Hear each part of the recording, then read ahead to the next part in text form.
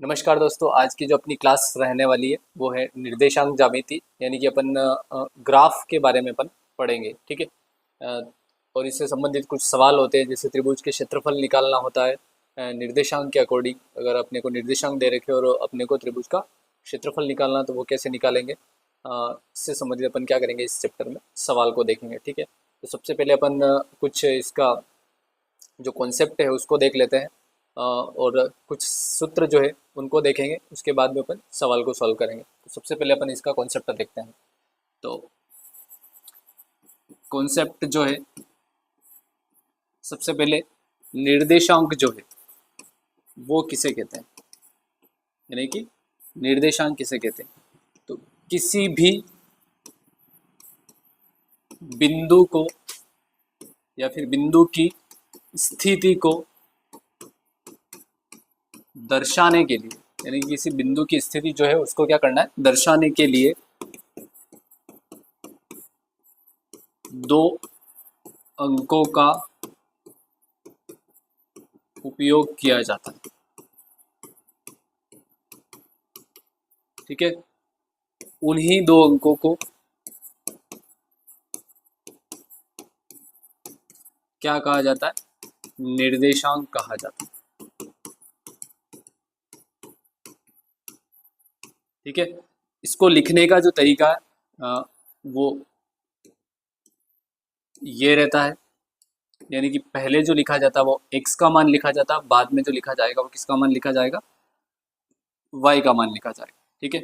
इस x के जो मान है उसको कहते हैं भुज, तथा बाद वाला जो मान है उसको कहा जाता है कोटि। ठीक है। इसको निर्देशित करने के लिए, यानी कि इसको इसकी स्थिति को स्पष्ट करने के लिए अपन एक तल होता है जिसको कहते हैं कार्तीय तल, इसका यूज करते हैं। ठीक है। तो कार्तीय तल में क्या होता है कि दो अक्ष होते हैं, एक तो होता है एक्स अक्ष और दूसरा जो होता है वो वाई अक्ष होता है। ठीक है। तो इसको बोला जाता है पूरे को एक्स डैश अक्ष। ठीक है। इसी तरीके से ये वाला जो अक्ष है उसको कहा जाता है वाई डैश अक्ष। और इस पूरे तल को क्या कहा जाता है, कार्तीय तल कहा जाता है। ठीक है। इसका जो क्रॉस बिंदु जो होता है उसको कहा जाता है मूल बिंदु। ठीक है। जिसे ओ से निर्देशित करते हैं, और यहाँ जो निर्देशांक होते हैं उसके मान जो होते हैं, एक्स का मान भी 0 होता है और वाई का मान भी 0 होता है। ये अपने को ध्यान में रखना है, यानी कि मूल बिंदु पर निर्देशांक जो होते हैं वो क्या होते हैं, 0 होते हैं। ठीक है। इधर का जो मान होता है वो प्लस में, ऊपर की ओर वाला जो मान होता है वो भी क्या होगा, प्लस में। इधर वाला जो मान है वो किस में होगा, माइनस में। और नीचे वाला जो मान होगा, यानी कि वाई डैश की ओर होगा, वो भी किस में होगा, माइनस में होगा। यानी कि -1, -2, -3, -4, -5, -6 ऐसे। ठीक है। इधर रखोगे तो -1, -2, -3, -4, -5, -6। ठीक है। इधर देखोगे तो प्लस के मान होंगे, यानी कि इधर 1, 2, 3, 4, 5, 6, इधर भी क्या होंगे, प्लस के मान होंगे। ठीक है। इस तल को कहा जाता है कार्तीय तल। अब इसमें अपन चतुर्थांश के बारे में देख लेते हैं। अब इसमें अपन चतुर्थांश जो होता है उसके बारे में देख लेते हैं, यानी कि चतुर्थांश जो है उसकी क्या कंडीशन रहती है। तो इसके चतुर्थांश जो बनेंगे वो कितने बनेंगे, 4 चतुर्थांश बनेंगे। ठीक है। तो ये वाला जो है इसको कहा जाता है प्रथम चतुर्थांश। ठीक है। यानी कि यहाँ से लेके यहाँ तक का जो टोटल एरिया है उसको कहा जाएगा प्रथम चतुर्थांश। यानी कि अगर इसका डिग्री में मान देखोगे तो 0 से 90। ठीक है। दूसरा जो चतुर्थांश है उसका भी 90 डिग्री होता है, लेकिन वो कहाँ होता है, 90 डिग्री से 180 डिग्री के बीच में। तो ये हो जाएगा अपना, क्या हो जाएगा, द्वितीय चतुर्थांश। ठीक है। इस इधर वाला मान हमेशा क्या होता है, प्लस, इधर माइनस, इधर माइनस और इधर प्लस। तो यहाँ पे मान देखोगे तो x का मान क्या होगा, प्लस में, y का मान भी किस में होगा, प्लस में। तो वो कौन से चतुर्थांश में आएगा, प्रथम चतुर्थांश में। इसी तरीके से अगर द्वितीय चतुर्थांश को देखोगे तो x का मान किस में आएगा, माइनस में, और y का मान किस में आएगा, प्लस में। इसी प्रकार से तृतीय चतुर्थांश जो होता है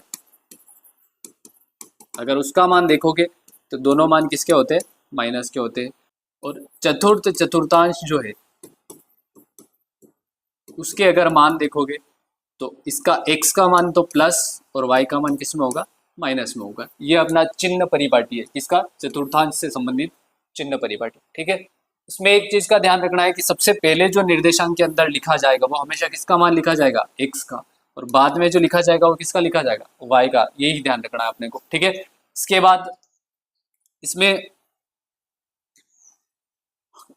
दो बिंदुओं के बीच की दूरी अगर पूछ ले अपने को, यानी कि दो बिंदुओं के बीच की दूरी अगर पूछ ले तो उसका सूत्र क्या होता है। तो उसका सूत्र, जैसे मान लो दो बिंदु दे दिए अपने को, पहला बिंदु है P जिसके निर्देशांक x1 y1 है, दूसरा बिंदु है Q जिसके निर्देशांक x2 और y2 है, ऐसा दे रखा। और अपने को जो निकालना वो क्या निकालना है, PQ निकालनी, यानी कि क्या निकालनी अपने को, दूरी निकालनी। तो दूरी सूत्र क्या हो जाएगा, तो दूरी सूत्र होता है under root x2 minus x1 का whole square plus y2 minus y1 का होल स्क्वायर। ये किसका सूत्र होता है, दूरी का सूत्र। मतलब P से लेके Q तक की अगर दूरी निकालनी हो, क्या दे रखा आपने को, निर्देशांक दे रखा हो तो। ठीक है, इसी तरीके से एक त्रिभुज जो होता है, त्रिभुज का क्षेत्रफल का सूत्र होता है। ये जो सूत्र है वो क्या है, इसका सूत्र त्रिभुज में निर्देशांक जो होंगे वो कितने हो जाएंगे, 3, क्योंकि इसके शीर्ष कितने होते हैं, 3 होते हैं। मान लो P जो है वो x1 y1 दे रखा है, Q जो है वो दे रखा है x2 y2। ठीक है, इसी तरीके से R है वो दे रखा है x3 y3 अगर दे रखा है। ठीक है, तो त्रिभुज जो है उसका सूत्र क्या हो जाएगा, यानी कि त्रिभुज का क्षेत्रफल, इसका सूत्र क्या बनेगा, 1/2 x1 y2 माइनस y3। ठीक है, और आगे लिखोगे तो प्लस, यहाँ पे x1 है तो अब क्या आ जाएगा, x2 आ जाएगा। अब x2 आया है तो अगला क्या है, y3, और उससे अगला क्या आ जाएगा, y1, और बीच में माइनस। इसी तरीके से प्लस हो जाएगा x3 आया है तो अब आ जाएगा y1 माइनस y2। कुल मिला के अपने को रेगुलर लिखना है, फर्स्ट में x1 x2 और x3। ठीक है, यहाँ पे x1 है तो y2 y3, यहाँ पे x2 है तो y3 y1, x3 है तो y1 y2, और बीच में माइनस है। ठीक है, ये किसका सूत्र है, त्रिभुज के क्षेत्रफल का। इसी तरीके से अगर समरेखी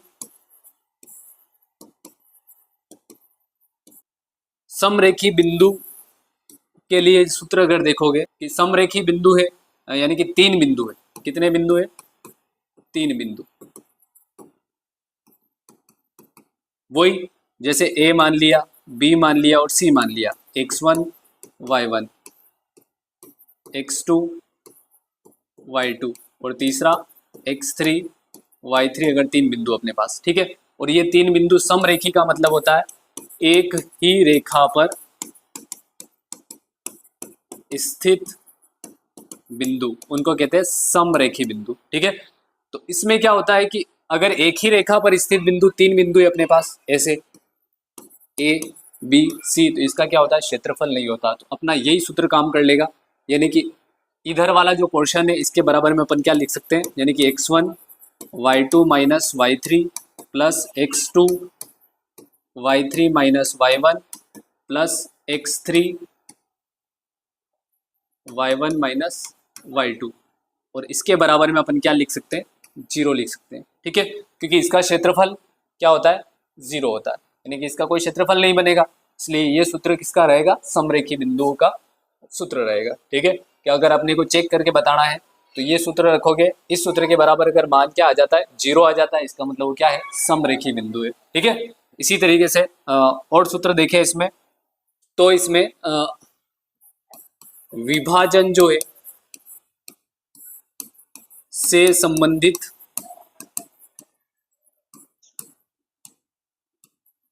अगर प्रश्न है उसके सूत्र क्या है। ठीक है, जैसे 3 टाइप का होगा ये। पहला है अंतः विभाजन का सूत्र, ठीक है। इसी तरीके से दूसरा जो है वो है बाह्य विभाजन का सूत्र, और तीसरा हो जाएगा मध्य बिंदु के निर्देशांक, ठीक है। अब इन सूत्रों को समझ लेते हैं। तो सबसे पहले अंतः विभाजन को लेते हैं। अगर दो बिंदु है अपने पास और उसको एक कोई बिंदु है जिसके निर्देशांक x और y है, और दो बिंदु अपने पास x1 y1 और है x2 y2 अगर है, तो इसको दो अनुपात में विभाजित कर रहा है, यानी कि इधर वाला अनुपात m और इधर वाला अनुपात n है। तो इस बिंदु के निर्देशांक क्या होंगे, ठीक है। यानी कि अंतः विभाजित कर रहा है, बीच में विभाजित कर रहा है। तो निर्देशांक जो है एक्स वाई, यानी कि इस बिंदु के निर्देशांक क्या हो जाएंगे, इसके लिए एक सूत्र है m x2 plus n x1 बटा क्या हो जाएगा m प्लस n। इससे जो निकलेगा वो किसका मान निकलेगा, x का। इसी तरीके से दूसरा जो सूत्र है वो y का मान निकालना, तो ये हो जाएगा m y2 plus n y1 बटा हो जाएगा m प्लस n। इससे y का निर्देशांक निकल जाएगा, ठीक है। इसी तरीके से बाह्य विभाजन का अगर सूत्र देखना अपने को, तो यहां पर भी सेम सिचुएशन है। इस बार दो बिंदु जैसे P और Q दे रखा है, x1 y1 x2 y2, और बाह्य विभाजन है इसलिए x और y जो है वो बाहर की तरफ है, ठीक है। तो यहाँ जो अनुपात है वो m है और इसका अनुपात n है। तो इसके निर्देशांक क्या हो गए, यानी कि अपना जो बिंदु है वो दोनों से बाहर है, यहाँ जो बिंदु था वो दोनों के बीच में था, मतलब अंदर था, ठीक है। तो इसका जो सूत्र है, यानी कि इसके जो निर्देशांक है उसका सूत्र हो जाएगा m x2 minus n x1 बटा m प्लस n। इससे तो निकलेगा x का मान, y का मान निकालना है तो ये हो जाएगा m y2 minus m x y1 बटा हो जाएगा m प्लस n, ठीक है। ये हो जाएगा इसका बाह्य विभाजन का। इसी तरीके से अगर मध्य बिंदु है, मध्य बिंदु का मतलब बीच में है, इधर वाला मान x1 y1 इधर x2 y2, ठीक है, और बीच में कोई बिंदु है, यानी कि फिक्स बीच में, इधर भी एक अनुपात है और इधर भी अनुपात है, यानी कि अनुपात जो है वो क्या है, बराबर है।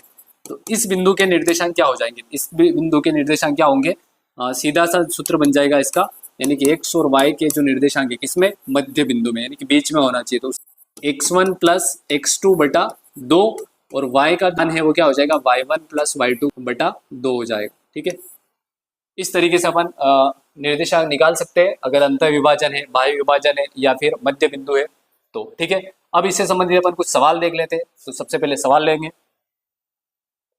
जैसे ये दे रखा है निम्नलिखित बिंदुओं के बीच की दूरी ज्ञात कीजिए। अपने को इस बिंदु और इस बिंदु के बीच की दूरी, तो सूत्र लिखा था अपन ने, मान लो ये a है ये b है, तो ए बी अपने को निकालना है। तो सूत्र क्या लिखा था, x2 माइनस x1 का होल स्क्वायर, फिर y2 माइनस y1 का होल स्क्वायर, ठीक है।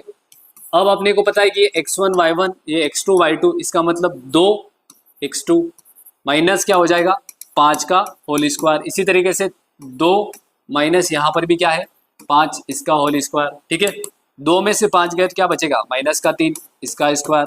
यहाँ पे भी 2 में से 5 घटाओगे क्या बचेगा, माइनस का 3, इसका स्क्वायर। एक चीज का ध्यान रखना है यहाँ पे कि -3 इंटू -3 अगर करोगे तो क्या आएगा, वो प्लस की ही संख्या आएगी हमेशा, ठीक है।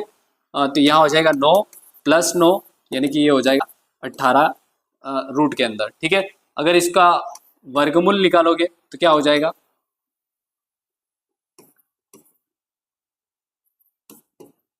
यानी कि यहाँ पे जो जोड़ा बन रहा हो किसका बन रहा है 3 का, तो 3 को बाहर ले लो, अंदर क्या बच जाएगा अपने पास रूट का 2, ठीक है।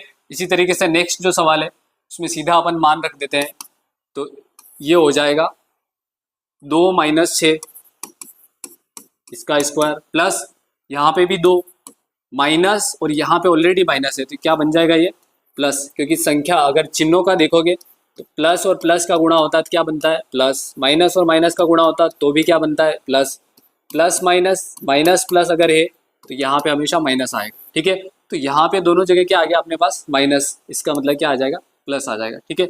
6 इसका स्क्वायर, 2 में से 6 गया तो -4 इसका स्क्वायर, 2 + 6 कितना हो गया 8 इसका स्क्वायर, -4 का स्क्वायर कितना होता है 16 और 8 का स्क्वायर कितना होता है 64।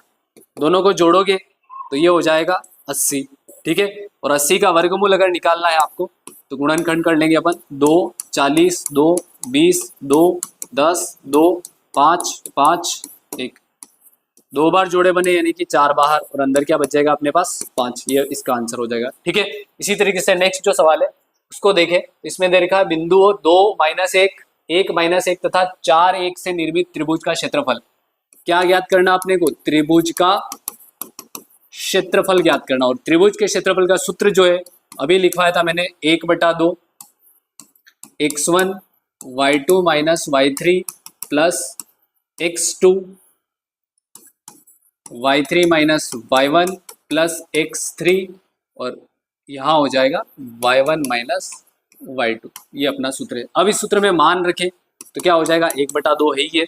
x1 का मतलब होता है सबसे पहला वाला निर्देशांक यानी कि 2, y2 यानी कि ये वाला -1 माइनस है ही है, y3 यानी कि 1 प्लस इसी तरीके से x2 का मान क्या है, x2 का मान ये है 1,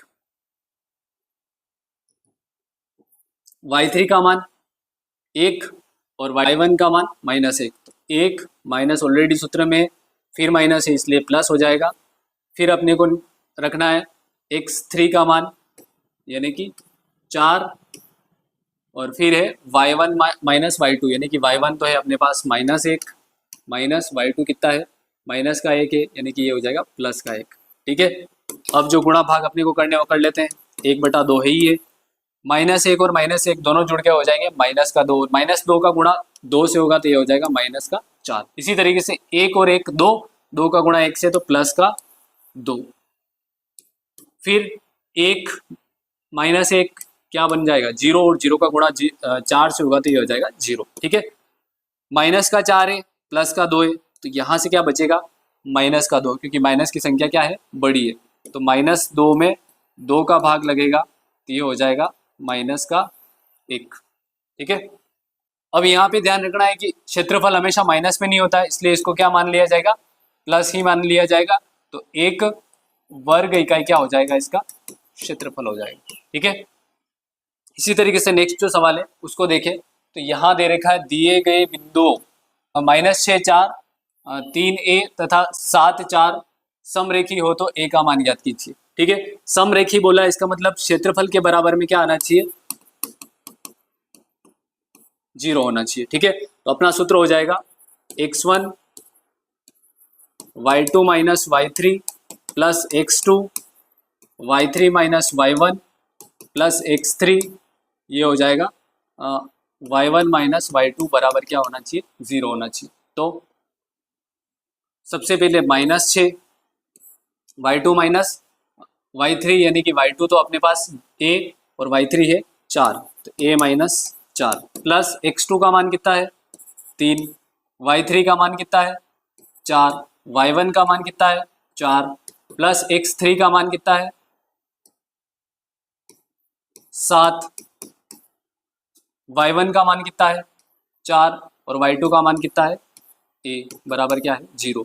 यहाँ पे देखोगे 4 - 4 ये पूरा 0 हो गया, ठीक है। अब यहाँ पे गुणा कर लेते हैं तो -6a प्लस दोनों का गुणा तो 24, यहाँ गुणा होगा तो प्लस 28 और ये हो जाएगा -7a बराबर क्या है 0, ठीक है। आगे सॉल्व करेंगे तो ये और ये दोनों जुड़ जाएंगे, कितने हो जाएंगे -13a और 24 और 28 दोनों जुड़ के उधर भेज देंगे तो माइनस का हो जाएगा 32 और 52, ठीक है। माइनस से माइनस कट जाएगा यानी कि a बराबर हो जाएगा 52/13, कितनी बार कटेगा 4 बार, यानी कि a जो है उसका मान क्या आ जाएगा अपना 4 आ जाएगा, ठीक है। इसी तरीके से नेक्स्ट जो सवाल है उसको देखें, इसमें दे रखा है मूल बिंदु, यानी कि मूल बिंदु क्या होते हैं 0 0, ठीक है। और अपने को 2 और दे रखे से निर्मित त्रिभुज का क्षेत्रफल, तो त्रिभुज का क्षेत्रफल का सूत्र वही है 1/2 x1 y2 minus y3 plus x2 y3 minus y1 plus x3 y1 minus y2। ठीक है, अब इसमें मान रखिए अपन तो 1/2 x1 का मान है अपने पास 0, y2 माइनस y3 यानी कि 0 माइनस 2। ठीक है, प्लस x2 का मान क्या है 5, y3 माइनस y1 यानी कि 2 और 0 तो 2 माइनस 0 प्लस x3 जो है उसका मान क्या है 6। ठीक है, y1 माइनस y2 यानी कि 0 माइनस 0। ठीक है, इधर देखोगे तो 1/2 ये पूरा क्या हो जाएगा 0 क्योंकि 0 से गुणा हो रहा है। 2 में से 0 2 का गुणा 5 से तो 10, इधर 0 और 6 का गुणा हो जाएगा तो ये भी क्या हो जाएगा 0 यानी कि 10 बचे अपने पास। 10 में 2 का भाग लगेगा तो क्या आ जाएगा 5 वर्ग इकाई अपना क्या हो जाएगा क्षेत्रफल हो जाएगा। ठीक है, इसी तरीके से नेक्स्ट जो सवाल है उसमें देखें बिंदुओं 6 9 6 3 का अंत विभाजित करने वाले बिंदु का निर्देशांक ज्ञात कीजिए। तो इस निर्देशांक का सूत्र जो है मैंने लिखवाया था, अंत विभाजन का सूत्र पूछा है। किसका पूछा है अंत विभाजन का। अंत विभाजन में क्या आ जाएगा m x2 plus N x1 बटा m प्लस n। ठीक है, मान रखेंगे सूत्र में तो m और n का मान तो ये है, ये तो m और n यानी कि 2 का गुणा x1 y1 और x2 y2। x2 से करना है इसका मतलब 6 से, प्लस n जो है यानी कि 1 का गुणा किससे करना है x1 से यानी कि 6 से, बटा m प्लस n यानी कि 2 प्लस 1। ठीक है, ये जो आएगा वो किसका मान आएगा x का। ठीक है, और y का निर्देशांक के लिए सूत्र क्या है m y2 plus n y1 बटा है m प्लस n। ठीक है, तो यहाँ इसको सोल्व करोगे तो 12 12 और 6 हो जाएंगे 18/3 और भाग लगेगा क्या आ जाएगा 6। इसी तरीके से इसको सॉल्व करोगे तो यहाँ पर 2 इंटू y2 का मान क्या है 3 प्लस 1 इंटू हो जाएगा y1 का मान कितना है 9 बटा 2 प्लस 1। ठीक है, 2 का गुणा 3 से 6 और इधर 9 15 बटा क्या हो जाएगा 3, काटोगे तो कितनी बार 5 बार, तो ये आ जाएगा 6 और 5 क्या हो जाएंगे उस बिंदु के निर्देशांक हो जाएंगे। ठीक है, इसी तरीके से नेक्स्ट जो सवाल है उसमें है रेखा PQ के दोनों अंत्य बिंदु क्रमशः 2 3 और 4 1 है। रेखा PQ के मध्य बिंदु के यानी कि बीच में क्या कर रहा है ये विभाजित कर रहा है। तो इसका जो सूत्र है अपना सिंपल वाला सूत्र क्या हो जाएगा निर्देशांक का x1 प्लस x2 बटा 2 और y1 प्लस y2 बटा 2, ये सिंपल वाला सूत्र हो जाएगा। ठीक है, यानी कि 2 प्लस 4 बटा 2 और उधर हो जाएगा 3 प्लस 1 बटा 2। ठीक है, 2 और 4 6, 6 में 2 का भाग लगाएंगे कितना आ जाएगा 3, 3 और 1 4, 4 में 2 का भाग लगाओगे क्या आ जाएगा 2। ठीक है, तो इसके जो निर्देशांक है मध्य बिंदु के निर्देशांक क्या आ जाएंगे 3 2। इस तरीके से इस क्लास को अपन यही समाप्त करते हैं। धन्यवाद।